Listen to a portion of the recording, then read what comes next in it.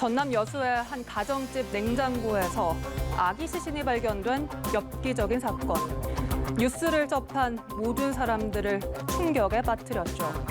태어난 지 2개월 만에 숨진 아기가 냉장고에 2년간 유기됐었던 사실이 세상에 드러날 수 있었던 건 아동학대를 의심한 이웃의 지속적인 신고가 있었기 때문입니다. 오늘의 그래픽 뉴스, 이웃의 관심입니다. 지난 2015년 11살의 나이에 몸무게가 불과 16kg에 불과했던 인천의 맨발 소녀를 기억하십니까?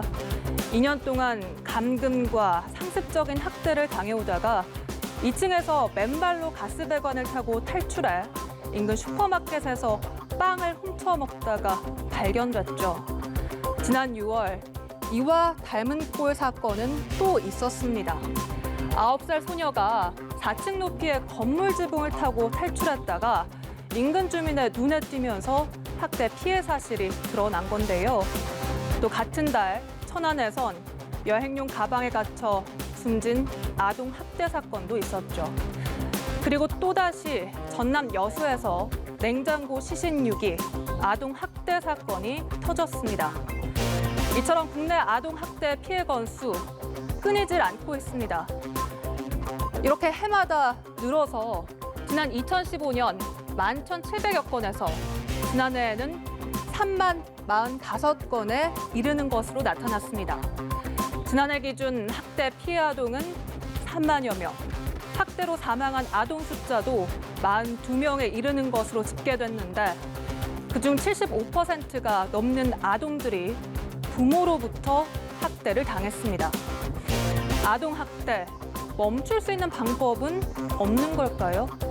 이 현행 아동학대 처벌법에 의하면 아동학대 신고 의무자는 교사, 의료인, 아동 관련 시설 종사자 등으로 정해져 있습니다. 이 신고 의무자들이 직무를 수행하면서 아동학대 범죄를 알게 되거나 의심이 들 경우 이 아동보호 전문기관 또는 수사기관에 신고를 해야 합니다. 하지만 기존의 아동학대 사건들도 보면 이웃들이 조금 더 신경 쓰고 적극적으로 나섰을 때 아이들의 고통을 멈출 수가 있었는데요.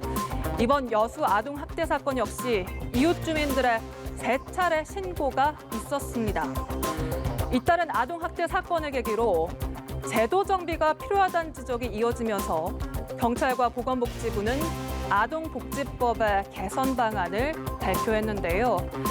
한 아동에 대해서 2번의 아동학대 신고가 접수되면 상처가 없어도 피해 아동을 학대 행위자로부터 즉시 분리해 보호 조치하는 즉각 분리 제도가 어제부터 시행됐습니다. 또 아동학대 신고 접수 시 조사자의 범위도 피해 아동의 이웃 등 주변인으로 확대하겠다는 계획 역시 발표했습니다. 올해는 특히 코로나19로 인해 사각지대에 놓인 아이들의 학대 피해 사건이 잇따라 발생하고 있는데요. 대면 수업이 줄면서 학대 피해 여부 확인도 더 어려워졌기 때문입니다.